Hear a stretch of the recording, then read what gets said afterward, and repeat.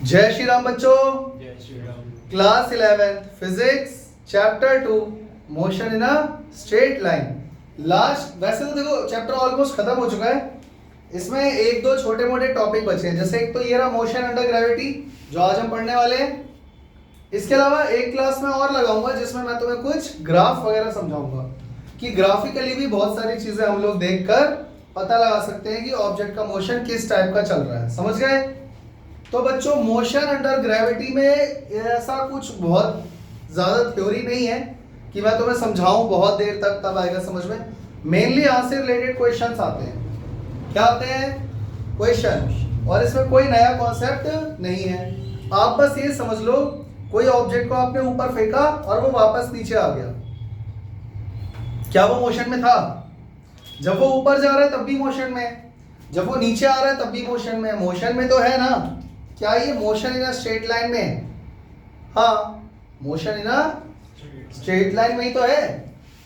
नहीं आ रहा क्या समझ में? आ रहा है? तो बच्चों बस फर्क ये है कि यहां पर ग्रेविटी का रोल प्ले हो रहा है। और दूसरी बात सुनो, motion in a straight line में एक्सेलरेशन ज्यादातर जो भी हमने क्वेश्चंस करे हैं अब तक, तो गाड़ी का जो इंजन है वो अपनी एनर्जी खर्च करके गाड़ी को एक्सेलरेट करवा रहा होता है, हाँ या ना? लेकिन मोशन अंडर ग्रेविटी में जो एक्सेलरेशन है वो ग्रेविटी की वजह से लग रहा है। एक्सेलरेशन किसकी वजह से लग रहा है? पहले जरा सोचो, ग्रेविटी की वजह से एक्सेलरेशन ऑब्जेक्ट में आ भी रहा है।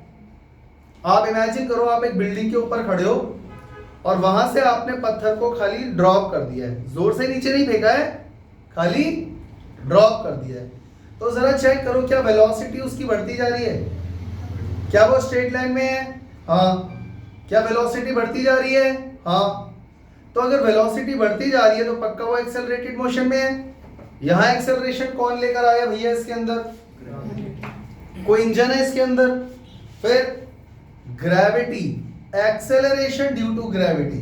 तो ग्रेविटी की वजह से ऑब्जेक्ट में एक्सेलरेशन आ रहा है और उसकी वेलोसिटी बढ़ती जा रही है, हाँ या ना? और बच्चों जब वेलोसिटी बढ़ती ही जा रही होती है तो एक्सेलरेशन कैसा होता है? पॉजिटिव या नेगेटिव? कैसा होता है? पॉजिटिव होता है। पर अगर मैं ऑब्जेक्ट को ऊपर फेंकता हूं तो बच्चों तुम लोगों को अच्छे से पता है, जब भी ऑब्जेक्ट नीचे से ऊपर जाता है, आप एक इमेजिन करो आंखें बंद करके, आप किसी पत्थर को या ऑब्जेक्ट को ऊपर फेंक रहे हो और उसको तब तक कंसीडर करो जब तक वो ऊपर जा रहा है। क्या वेलोसिटी बढ़ रही है या घट रही है? कम हो रही है, घट रही है? तो क्या यहां पर भी एक्सेलरेशन लग रहा है? हाँ। वेलोसिटी बढ़ रही हो या घट रही हो, एक्सेलरेशन काम करता है। तो क्योंकि यहाँ पे वेलोसिटी घट रही है तो एक्सेलरेशन कैसा होगा? नेगेटिव होगा, जिसको हम लोग रिटार्डेशन, डिसेलरेशन बोलते हैं। यहां तक की बात क्लियर हो गई? यहां तक की बात क्लियर हो गई? तो मोशन अंडर ग्रेविटी में ये बात याद रखना बच्चों, एक्सेलरेशन की वैल्यू हम जी लेंगे। क्या लेंगे? यानी अब तक जो भी हमने न्यूमेरिकल्स करे थे इससे पीछे वाली क्लास में, या तो हम लोग एक्सेलरेशन फाइंड करते थे या क्वेश्चन में गिवन होता था वही यूज करते थे, हाँ या ना? लेकिन अगर हम इस तरह का कोई क्वेश्चन अब करेंगे मोशन अंडर ग्रेविटी से रिलेटेड, जिसमें ऑब्जेक्ट या तो ऊपर फेंका गया है या नीचे गिर रहा है, तो याद रखना एक्सेलरेशन की वैल्यू क्वेश्चन में नहीं देगा। वो तुम्हें खुद दिमाग लगाना है कि एक ही वैल्यू क्या हो जाएगी? g, which is equal to 9.8 metre पर सेकंड स्क्वायर, या कभी कभी कुछ क्वेश्चंस में हम इसको 10 मीटर पर सेकंड स्क्वायर भी ले लेते हैं। तो जब तक क्वेश्चन में वो खुद ना बोले कि g की वैल्यू 10 ले सकते हो, तब तक आप g की वैल्यू 10 मत लेना, 9.8 ही लेना। समझ गए?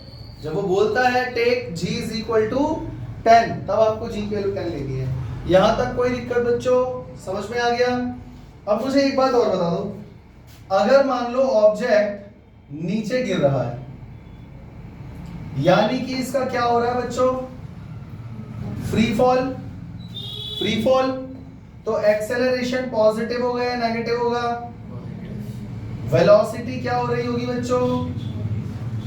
इंक्रीज। तो याद रखना एक ही जगह हम क्या पुट करेंगे?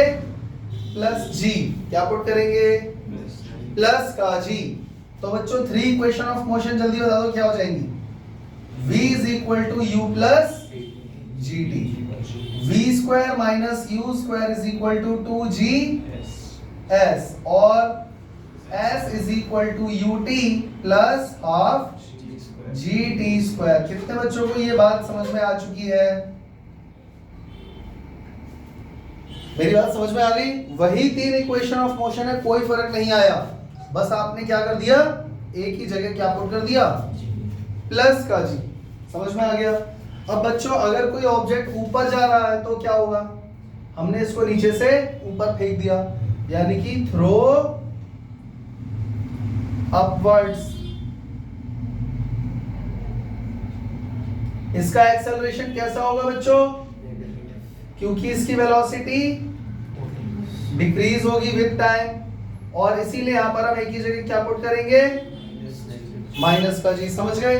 तो 3 इक्वेशन ऑफ मोशन क्या हो जाएंगी, जल्दी बोलो, v is equal to u minus v square minus u square is equal to minus 2gs, and s is equals to ut minus half gt square. कोई दिक्कत, किसी बच्चे को कोई दिक्कत आ रहा है भाई समझ में? जब हम इसके ऊपर क्वेश्चंस करेंगे तो और अच्छे से क्लियर हो जाएगा, ठीक है? अभी जो मैंने तुम लोगों को बातें बताई हैं एक बार फिर से दोहरा दे रहा हूं। कोई ऑब्जेक्ट ऊपर जाता है, फेंकते हैं, तो उसमें एक्सेलरेशन माइनस का लिया जाएगा क्योंकि वेलोसिटी डिक्रीज हो रही है। अच्छा, जब नीचे आ रहा होगा उस समय एक्सेलरेशन पॉजिटिव होगा, जी की वैल्यू पॉजिटिव ली जाएगी क्योंकि वेलोसिटी इंक्रीज कर रही है। इसके अलावा इसमें ऐसा कुछ भी कॉन्सेप्ट नहीं है जो मैं तुम्हें अलग से बिठा के समझाऊं, रटाऊं।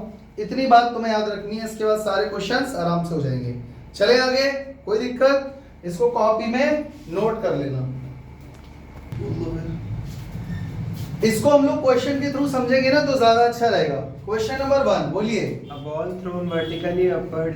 A ball thrown vertically upward With a speed of 19.6 meter per second.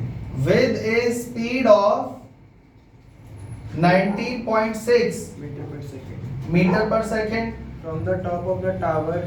from the top of a tower Returns to the earth in 6 seconds.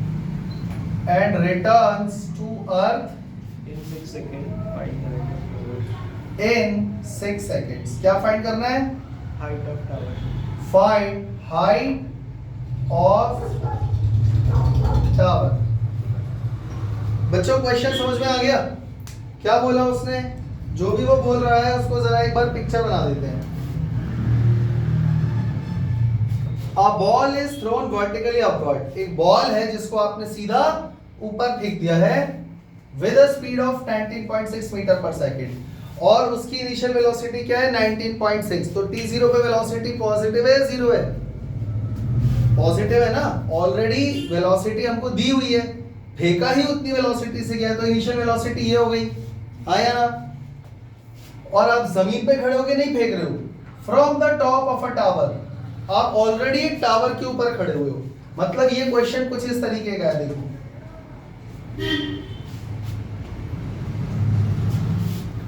ये टावर है,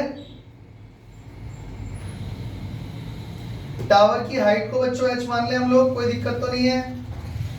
टावर की हाइट को हमने क्या मान लिया, h। यहां से ऑब्जेक्ट को ऊपर फेंका गया है और वो ऊपर से जाके फिर जमीन पे कभी ना कभी तो पहुंचेगा, हाँ या ना?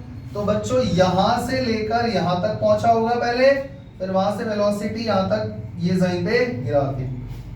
अब इसने ये बोला ये 19.6 मीटर पर सेकंड की वेलोसिटी से फेंका गया, यानी इनिशियल वेलोसिटी यहां पर कितनी हो गई बच्चों, 19.6 मीटर पर सेकंड, हाँ या ना? ये तो दिया है ना। अब कह रहा है and returns to earth in 6 second, find the height of tower, और इसको जमीन तक पहुंचने में, यहां तक पहुंचने में पूरे 6 सेकंड लगे। इतनी बात समझ में आ गई बच्चों? अब मैं तुम्हें ना इस क्वेश्चन के अलावा एक चीज और बता दे रहा हूँ, बेटा इसको इधर रख दो साइड में, इधर देख लो, और वहीं से सॉल्यूशन सारा देख लोगे तो समझ में कैसे आएगा। ये वो अलग तरीके से कर रहा है, मैं अलग तरीके से कर रहा हूँ। इससे कभी गलत नहीं आएगा। चले आगे। अब मैं तुम्हें एक बहुत ही इंपॉर्टेंट मुद्दे की बात बताने जा रहा हूं, उसके ध्यान से सुनना। जब भी कभी आप किसी पॉइंट से किसी भी मासिव ऑब्जेक्ट को ऊपर थ्रो करते हो और वो वापस नीचे आता है, तो इसको थोड़ा स्लो मोशन में समझो। ये ऊपर जा रहा है, ये नीचे आ रहा है। जब ये सबसे ऊपर पहुंच गया होगा तो वेलोसिटी बच्चों क्या हो गई होगी? इसको महसूस करके देखो, समझ पा रहे हो? आप किसी भी ऑब्जेक्ट को ऊपर फेंको, वेलोसिटी कम होते होते होते होते होते होते जीरो हो जाती है, फिर वहां से वो गिरना शुरू होता है कि नहीं? अब एक मजे की बात समझ लो, जितनी इनिशियल वेलोसिटी से इसको फेंका गया था, यहां पर तो वेलोसिटी जीरो हो जाएगी, उतनी जब ये नीचे आकर टकराएगा ना इस पॉइंट पे, तो उतनी ही वेलोसिटी से ये आकर टकराएगा। जितनी वेलोसिटी से फेंका गया है उतनी ही वेलोसिटी एग्जैक्ट इस पॉइंट पर होगी, इसके सामने हॉरिजॉन्टल पॉइंट पे। समझ गए? जितना टाइम इसको ऊपर पहुंचने में लगा यहां से लेकर यहां तक, उतना ही टाइम इसको वापस आकर यहां से लेकर इस पॉइंट तक आने में लगेगा। कितने बच्चों को मेरी बात समझ में आ गई? ये बात अपने दिमाग में फिट कर लो, रट लो। जब भी किसी पॉइंट से कोई ऑब्जेक्ट ऊपर फेंका जाता है, तो इस पेन को मैं जितनी वेलोसिटी से फेंकूंगा, ये वापस मेरे हाथ में उतनी ही वेलोसिटी से नीचे आएगा। समझ गए? जितना टाइम इसको ऊपर जाने में लगा, एग्जैक्टली उतना ही टाइम इसको वापस नीचे आने में लगेगा। ये दो बातें अपने दिमाग में फिट कर लो इस क्वेश्चन को करने से पहले। ये दो बातें समझ में आ गई? अब देखो ये क्वेश्चन कितने आराम से हो जाएगा।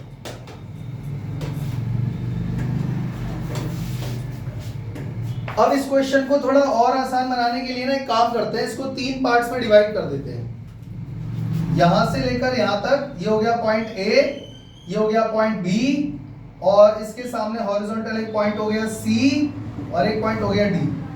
कोई दिक्कत? बच्चों मैं ले रहा हूं केस ए टू बी वाला केस ले रहा हूं, ठीक है?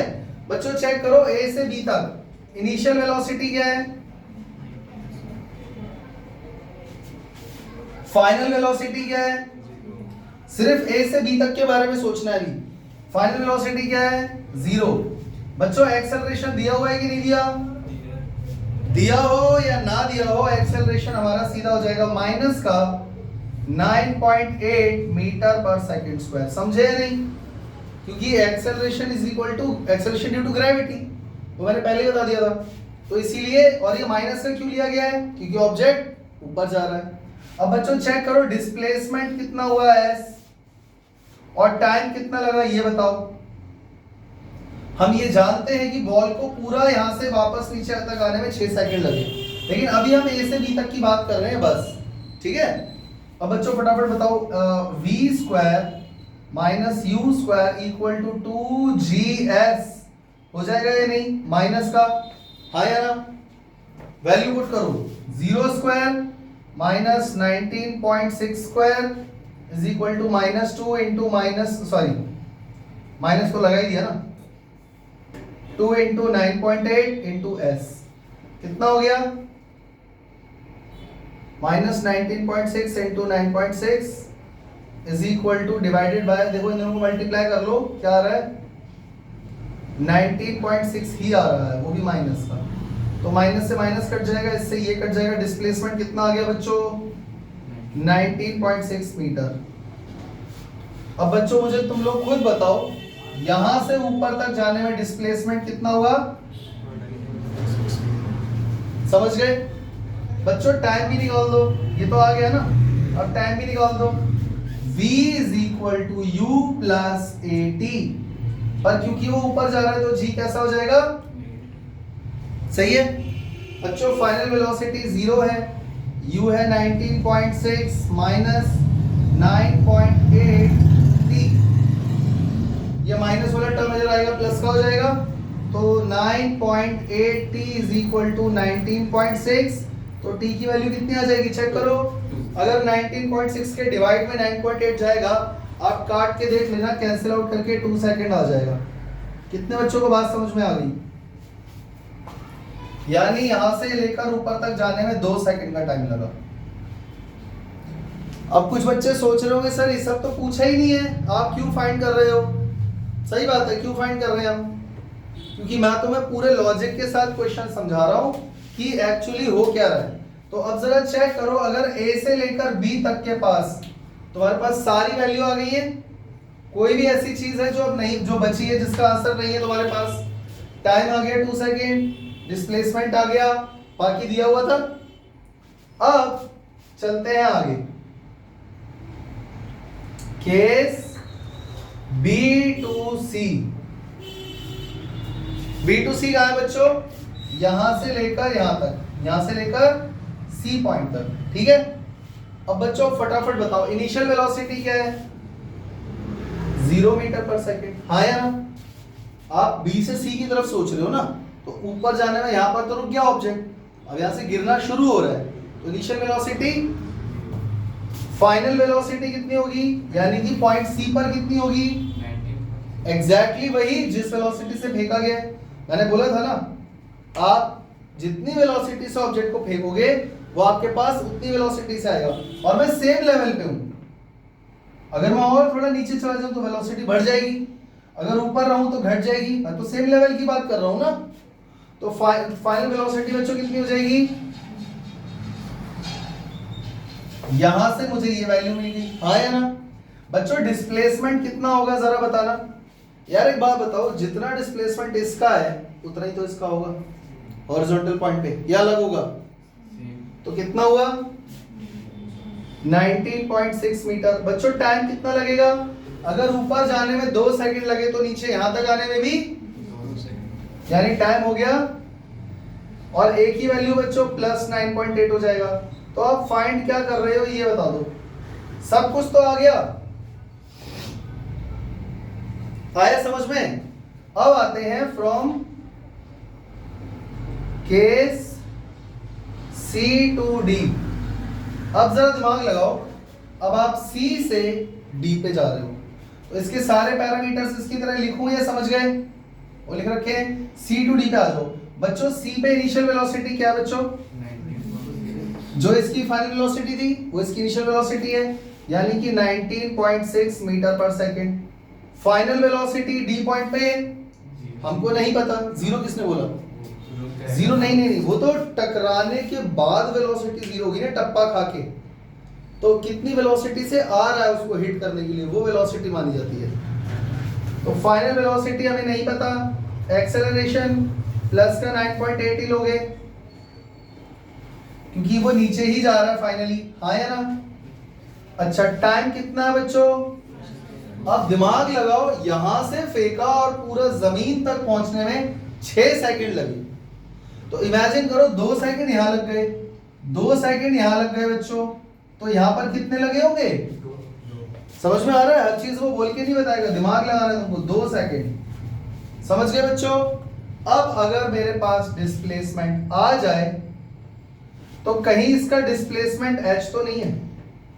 चेक करो, इसका जो डिस्प्लेसमेंट है C टू D वही तो टावर की हाइट है, और यही हमको फाइंड करना है। नहीं आ रहा ना समझ में? नहीं आ रहा? ठीक है, तो डिस्प्लेसमेंट का फॉर्मूला बताओ बच्चों जल्दी।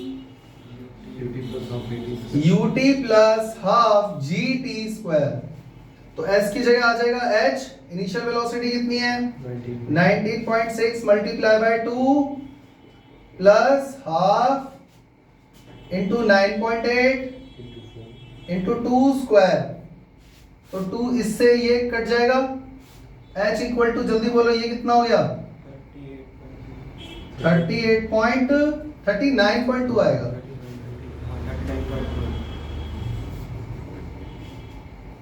और 9.82 करोगे तो 19.6। बच्चों दोनों को ऐड करो और बताओ कितना आ रहा है?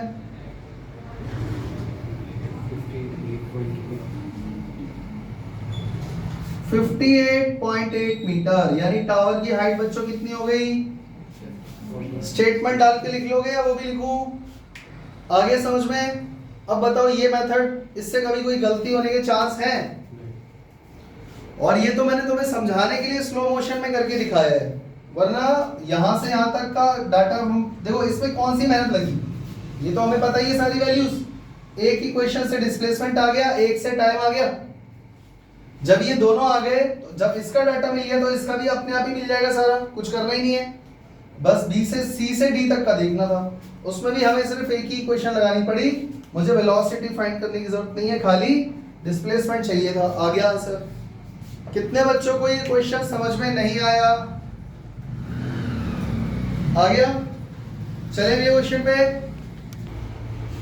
चलते हैं, अगले क्वेश्चन की तरफ। बोलिए। A ball is thrown vertically upward A ball is thrown vertically upward with a velocity of 20 meter per second with a velocity of 20 meter per second from the top of a multi-stored building. from a top of a multi-story building। तो खाली building लिख देता हूं, फिर आगे The height of the point where height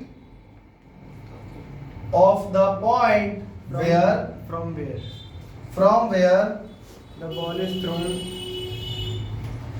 from where the ball is thrown is 25 meter is 25 meter। from the ground.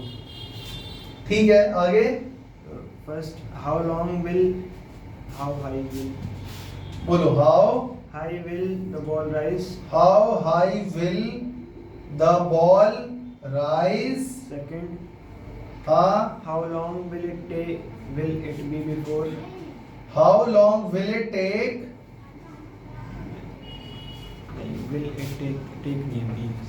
how long will be before the ball before the ball hit the ground? before the ball hit the ground? Second, ये second ही था ना। Third, trace the trajectory of this ball. trace the trajectory of ball।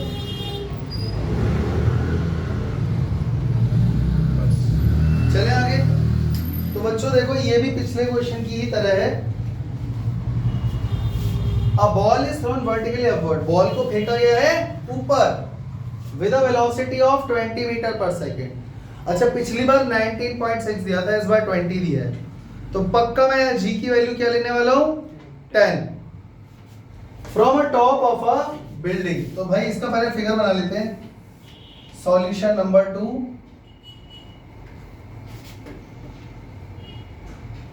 ये है building, इसके ऊपर से एक ball को फेंका गया है ऊपर विद दिस वेलोसिटी। तो यहां से फेंका है और वो नीचे आकर गिर जाएगा, ठीक है। तो जब इसको ऊपर फेंका तो इनिशियल वेलोसिटी क्या थी बच्चों? 20 मीटर पर सेकेंड। यहां पर इसकी वेलोसिटी क्या होगी? 0। एक्सेलरेशन कितना लग रहा है?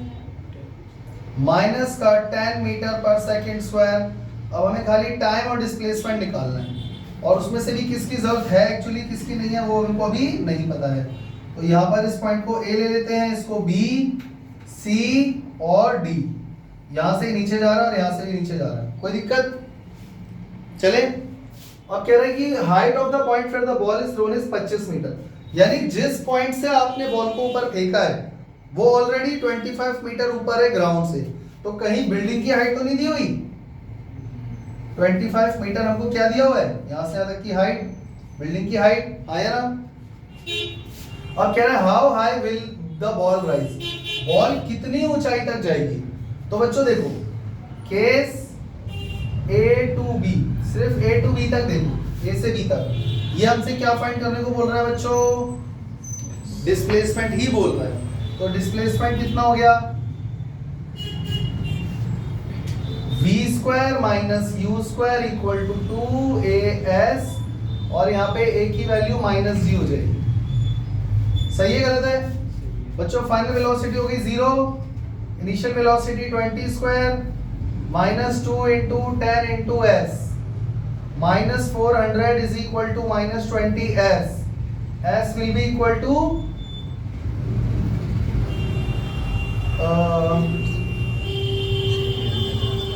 हाँ 20 मीटर, यानी बिल्डिंग की हाइट कितनी आ गई, मतलब सॉरी बॉल हवा में कितनी ऊपर तक जाएगी, 20 मीटर तक। ये ऊपर कितना जाएगा, ये स्टेटमेंट डाल के लिख लेना, समझ में आ गया। और बच्चों देखो इसको आप ना मेरे हिसाब से 2 स्टेटमेंट डालोगे तो ज्यादा अच्छा है। Ball will rise 20 metre from the top of building, या आप ये भी लिख सकते हो ball will rise 45 metre from the ground. Ground से तो 45 मीटर की ऊंचाई पर है ना, दोनों में से कोई भी स्टेटमेंट लिख सकते हो। अब चलते हैं आगे। बच्चों इसने टाइम पूछा था हमसे, नहीं कहाँ पूछा है, नहीं पूछा ना, बट फिर भी हमें यहाँ फाइंड करना पड़ेगा। तो t की वैल्यू कैसे निकालोगे बच्चों, v is equal to u plus AT। v हो गया 0, हाँ a की जगह हम क्या लेंगे बच्चों, माइनस जी। तो u कितना हो गया 20 माइनस g कितना है 10t। 20 is equal to 10t। t की वैल्यू कितनी आ गई 2 सेकेंड। क्योंकि देखो जरा चेक करो, सेकंड पार्ट में पूछा how long will be before the ball hit the ground. यहां से जब बॉल फेंकी गई तो जमीन को टच करने से पहले उसने कितना टाइम लिया, हाउ लॉन्ग, समझ में आ गया। तो बच्चों अब चलते हैं आगे, केस B to C। बच्चों चेक करो B से C तक कुछ भी ऐसा है जो आपको फाइंड करने की जरूरत है, बताओ। इनिशियल वेलोसिटी 0, फाइनल वेलोसिटी यहाँ पे वही होगी जितनी वेलोसिटी से फेंका गया है 20, डिस्प्लेसमेंट जितना इसका है उतना ही इसका है यानी कि 20 मीटर। टाइम इसका भी 2 सेकंड हो जाएगा क्योंकि इसका भी 2 सेकंड था, और ए की वैल्यू प्लस 9.8 मीटर पर सेकंड स्क्वायर। तो यहाँ पर आपको बताओ क्या इसमें ऐसा है जो आपको सॉल्व करना पड़ा, कुछ भी नहीं। अब हमें खाली C से लेकर D तक क्या फाइंड करना है, टाइम, क्योंकि डिस्प्लेसमेंट हमारे पास पहले से ही है।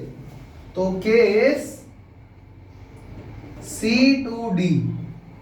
अब बच्चों जल्दी बताओ इसमें इनिशियल वेलोसिटी क्या है 20, क्योंकि इस पॉइंट पे जितनी वेलोसिटी से फेंका उतनी वेलोसिटी से यहाँ पर आया, और यहाँ से नीचे जा रहा है। इनिशियल वेलोसिटी 20 मीटर पर सेकंड, फाइनल वेलोसिटी नहीं पता, टाइम भी नहीं पता, डिस्प्लेसमेंट 25 मीटर है क्योंकि यहाँ से यहाँ तक का डिस्टेंस ये रहा 25 मीटर, हाइट ऑफ बिल्डिंग। क्या बचा A यानी कि प्लस का 10 मीटर पर सेकंड स्क्वायर। अब बच्चों चेक करो ऐसी कौन सी इक्वेशन लगाओ जिससे टाइम आ जाए, कोई ऐसी इक्वेशन बताओ जिससे t आ जाए और उसमें v की जरूरत ना पड़े। वो है s is equal to ut plus half gt square. तो s इक्वल टू s की वैल्यू कितनी है 25, u कितना है 20, t कितना है पता नहीं, प्लस हाफ g की वैल्यू कितनी है 10 एंड t स्क्वायर। अब इसको सॉल्व करो, ये हो गया 25 is equal to 20t plus 5t square. तो ये तो क्वाड्रेटिक इक्वेशन बन गई, ये इक्वेशन बन गई 5t square plus 20t minus 25 is equal to 0। हाँ या ना बच्चों 10th क्लास में क्वाड्रेटिक इक्वेशन को कैसे सॉल्व करते हैं आता है, तो इसको मैं ऊपर से लिखने जा रहा हूँ 5t square plus 20t minus 25 equal to 0। इसको क्या मैं थोड़ा हल्का कर सकता हूँ इक्वेशन को, अगर मैं पूरी इक्वेशन को डिवाइड कर दूं 5 से, डिवाइडेड बाय 5 तो क्या रह जाएगा t square plus 4t minus 5 equal to 0। अब कर दो जल्दी से, तो ये हो जाएगा t square minus t plus 5t minus 5 equal to 0। इन दोनों में कॉमन क्या है, तो यहाँ t माइनस 1 बचेगा, इन दोनों में कॉमन क्या है 5, यहाँ भी t माइनस 1 बचेगा इक्वल टू 0। तो यहाँ पे t प्लस 5 आ जाएगा और t माइनस 1 आ जाएगा इक्वल टू 0। तो या तो t प्लस 5 की वैल्यू 0 होगी या t माइनस 1 0 होगा। यहाँ से t की वैल्यू माइनस 5 आ जाएगा जो कि नॉट एप्लीकेबल है क्योंकि टाइम कभी भी नेगेटिव नहीं होता। और या फिर t की वैल्यू क्या आ जाएगी बच्चों 1 सेकेंड। जो कि प्रैक्टिकली सही है। तो यानी कि यहां से यहां तक आने में टाइम कितना लग रहा है, और यहाँ पे 2 सेकेंड। समझ में आ गया बच्चों? कुछ गड़बड़ की है क्या मैंने? प्लस का 40 लाना है, प्लस का 50। यहाँ माइनस कैसे आया? ये तो प्लस 20 था ना, -25 था, हमने कुछ गड़बड़ करी है। नहीं, इसके अकॉर्डिंग पहले देखते हैं। 25 ut plus half 80 square 50 square plus 20t -25 हो जाएगा। नहीं बच्चों, मेरे को लगता है मेरा आंसर सही है, t 1 सेकंड ही आएगा, t 1 सेकंड ही आएगा, कोई दिक्कत नहीं है, ये बिल्कुल सही है। अभी देखते जाओ, बोर्ड पे देखते जाओ, t कितना आ गया? 1 सेकंड। क्वेश्चन ये है, how long will be ball before hit the ground. Ball को कितना टाइम लगा टोटल जमीन को हिट करने में? तो बच्चों टोटल टाइम कैसे निकालेंगे, जल्दी बताओ। जब आपने फेंका इसको ऊपर, तो यहां से यहां तक कितना लगा? 2 सेकेंड। बच्चों बी से सी तक आने में भी 2 सेकेंड, और सी से डी तक आने में कितना लगा? तो टोटल कितना आ गया? तो चेक करो टोटल टाइम 5 सेकेंड आ रहा है या नहीं आ रहा? फाइनल आंसर आ रहा है ना, तो हो गया। अब कुछ बच्चों को ये लग रहा होगा, सर ये 20 मीटर का डिस्टेंस है, यहाँ 2 सेकेंड लग गए, और यहाँ तो 25 मीटर का डिस्टेंस है, ज्यादा बड़ा डिस्टेंस है, फिर भी 1 सेकेंड लग रहा है, ऐसा कैसे हो गया? भैया आप ये भी तो देखो, एक्सेलरेशन में ना बॉल, तो जैसे जैसे वो नीचे गिर रही है वेलोसिटी बढ़ती जा रही है, तो ये ज्यादा वाला डिस्टेंस कम टाइम में कवर कर लिया उसने। बात समझ में आ रही है? तो ये इसका आंसर है, कोई दिक्कत? चले अगले क्वेश्चन पे। अच्छा, इसमें ये भी पूछा हुआ है, trace the trajectory of the ball. तो ये जो तुम्हें पाथ नजर आ रहा है, ये कैसा है? पैराबोलिक है या नहीं है? तो इसका जो पाथ होगा वो कैसा होगा? पैराबोलिक होगा, ठीक है। अगर हम इसको देखो थोड़ा सा आगे की तरफ फेंके तो पैराबोलिक होगा, वरना जनरली, जरा एक बात सोचो, इसको मैं थर्ड पॉइंट यहाँ लिख देता हूं, इसको देखोगे तो पैराबोलिक ही लगेगा। बट हम तो motion in a straight line पढ़ रहे हैं, यानी हमने सीधा ऊपर फेंका, वो सीधा ऊपर गया और सीधा नीचे आया। तो जब चैप्टर का नाम ही motion in a straight line है, तो यहां पर भी इसका जो ट्रैजेक्टरी होगी वो कैसी होगी? Straight line. कैसी होगी बच्चों? Straight line. कोई दिक्कत? चले अगले क्वेश्चन पे चलते हैं, एक और अगले क्वेश्चन की तरफ। बच्चों ये बहुत ही इंपॉर्टेंट क्वेश्चन है, ध्यान से देख लो। क्वेश्चन नंबर 3 बोलिए। 2 balls are thrown simultaneously. 2 balls are thrown simultaneously, Vertically upward with a speed vertically upward with speed of 20 meter per second from the ground. of 20 meter per second बस From the ground. from the ground, from the ground, ठीक है।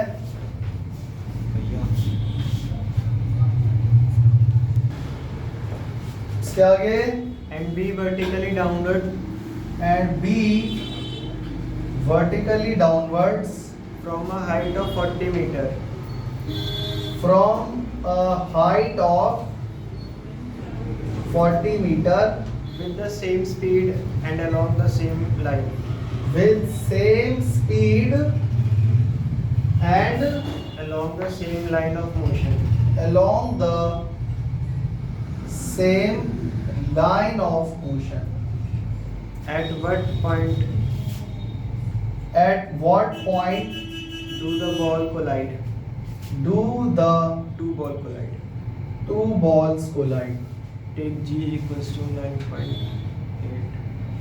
Take G is equal to 9.8 metre पर second square, ठीक है। और कुछ नहीं. बच्चों क्वेश्चन तुम लोगों को समझ में आया या नहीं, पहले ये बताओ। नहीं आया ना? आ गया? क्वेश्चन इंपॉर्टेंट है, ध्यान से देख लो। 2 बॉल हैं और उनको साइमल्टेनियसली एक साथ फेंका गया है, समझ में आ रहा है? Vertically upward with speed of 20 metre पर सेकंड फ्रॉम द ग्राउंड। एक को तो जमीन पे खड़े के ऊपर फेंका जा रहा है, कितनी स्पीड से? 20 मीटर पर सेकंड। और सेम उसी टाइम पे जब ये बॉल हाथ से छूटी, ऊपर एक बंदा है 40 मीटर ऊपर, 40 मीटर ऊपर बिल्डिंग पर खड़ा है, उसने बॉल नीचे फेंकी with the same speed 20 metre पर सेकंड, और दोनों का लाइन ऑफ एक्शन सेम है, तो पक्का टकराएंगी। वो स्ट्रेट लाइन में मूव कर रहे हैं और लाइन ऑफ एक्शन भी सेम है, टकराएंगी। along the same line of the motion at what point do the two ball collide? वो कहां पर जाकर टकराएंगी, क्वेश्चन ये है। बच्चों जरा ध्यान से देखो, मान लो ये दो पॉइंट है, ठीक है, ये पॉइंट ए है और ये पॉइंट बी है, और मान लेते हैं कि ये यहां पर आकर टकराएंगे, ये इस पॉइंट पे आकर कोलाइड कर जाएंगे। तो इसकी वेलोसिटी कितनी है बच्चों? 20 मीटर पर सेकंड नीचे की तरफ, और इसकी इनिशियल वेलोसिटी कितनी है? 20 मीटर पर सेकंड ऊपर की तरफ, सही है। अगर मैंने ये मान लिया कि इस पॉइंट पर टकरा रहे हैं, तो इसने, इस बॉल ने कितना डिस्प्लेसमेंट कवर किया बच्चों?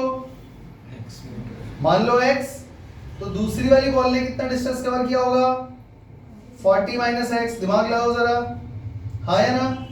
जब टोटल डिस्टेंस ही 40 मीटर है, समझ में आ रहा है, उसमें से इसने x कवर कर लिया, तो रिमेनिंग 40 माइनस एक्स ही तो बचा।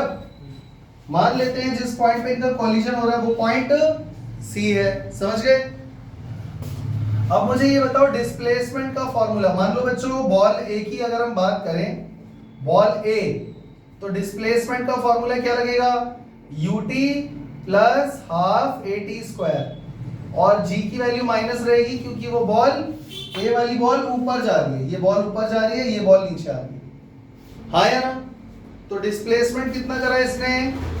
x, इनिशियल वेलोसिटी 20, टाइम, अच्छा बच्चों जितना टाइम इसको यहां पहुंचने में लगेगा उतना ही टाइम क्या इस बॉल को यहां तक पहुंचने में लगेगा? हाँ, एक साथ फेंकी गई है और एक ही पॉइंट पे टकरा रहे हैं, तो टाइम तो सेम ही रहेगा ना। तो 20t माइनस हाफ, g की वैल्यू कितनी है? 9.8 और t स्क्वायर। इक्वेशन क्या बन गई? x इक्वल टू 20t, इससे इसको काट लो, 4.9 आ जाएगा, minus 4.9 t square, equation first. ये बात समझ में आ गई? अब बच्चों बॉल बी की बात करते हैं। बॉल बी, बच्चों चेक करो, बॉल बी के लिए डिस्प्लेसमेंट की इक्वेशन क्या होगी? s is equal to ut plus half at square, और a की जगह प्लस g आ जाएगा, हाँ है ना? इसका डिस्प्लेसमेंट कितना है? 40 minus x is equal to initial velocity 20 time, तो displacement equal to ut plus half gt square हो गया। डिस्प्लेसमेंट इसका 40 माइनस एक्स था, 20t प्लस हाफ, g की जगह आ जाएगा 9.8 t स्क्वायर, सही है। इस 2 से ये काटोगे 4.9 आ जाएगा, तो हमारे पास इक्वेशन आ गई 40 माइनस एक्स, इसको थोड़ा इधर कर देते हैं, इसको थोड़ा सा इधर कर देते हैं, 20 मीटर पर second is equal to 20t plus 4.9 t square, और ये हमारे पास कौन सी इक्वेशन आ गई? सेकेंड, हाँ या ना?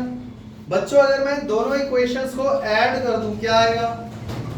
चेक करते हैं, add equation first and second, कर दो ऐड। बच्चों लेफ्ट हैंड साइड में लेफ्ट हैंड साइड वाला ऐड होगा, x plus 40 minus x is equal to, right hand side में राइट हैंड साइड वाला ऐड होगा, 20t माइनस 4.9 t स्क्वायर, और इधर है 20t plus 20t minus plus 4.9 t square. Check कर लो, यहाँ प्लस है ना? तो 4.9 t स्क्वायर से 4.9 t स्क्वायर गया, x से x गया, क्या बचा? 40 is equal to 20t plus 20t यानी 40t, यानी t will be equal to, यानी दोनों बॉल कितनी देर बाद टकराएंगी? 1 सेकंड बाद, 1 सेकंड लगेगा उनके कॉलिजन में। क्या ये फाइनल आंसर है? नहीं, उसने पूछा था एट व्हाट पॉइंट, किस पॉइंट पर टकराएंगे। तो बच्चों t की वैल्यू हम कहां पुट करेंगे? किसी में भी कर सकते हो, इसमें भी और इसमें भी, जिसमें तुम्हारा मन करे। तो हम यहाँ लिखेंगे put value of t in equation first में कर देते हैं। x इक्वल टू कितना हो जाएगा 20 into 1 minus 4.9 into T square यानी 1 स्क्वायर। तो x will be equal to 20 minus 4.9 कितना आ